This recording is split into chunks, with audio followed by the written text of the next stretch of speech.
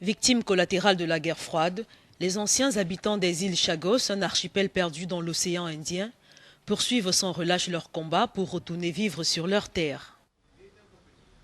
Un combat qui se poursuit plus de 40 ans après leur expulsion pour faire place à la base militaire américaine de Diego Garcia.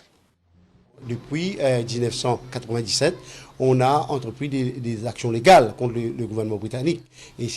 On a connu la victoire, on a connu les défaites, mais on est aussi jamais découragé parce qu'on sait que notre cause, c'est un cause juste. Ce que nous demandons, c'est notre dignité, c'est notre droit fondamental.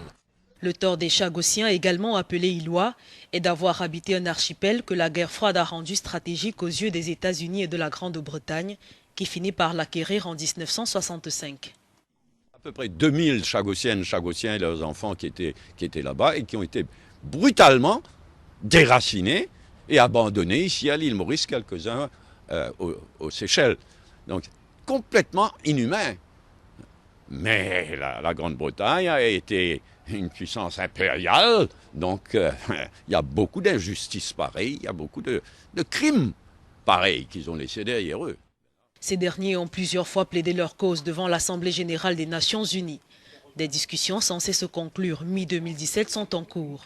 L'actuel Premier ministre mauricien se réserve même la possibilité de porter le dossier devant la Cour internationale de justice. Nous, notre combat, c'est pour la souveraineté. C'est pour la souveraineté, de rétablir la souveraineté de Maurice sur tout l'archipel des Chagos. Et l'île Maurice ne conteste plus, ces temps-ci, ne conteste pas, plus n'est pas le mot, ne conteste pas l'existence d'une base à Diego Garcia ces jours-ci. Aujourd'hui, les Chagossiens et leurs descendants sont près de 10 000, répartis à Maurice, aux Seychelles et en Grande-Bretagne. Une partie des expulsés s'était même vue octroyer un passeport britannique.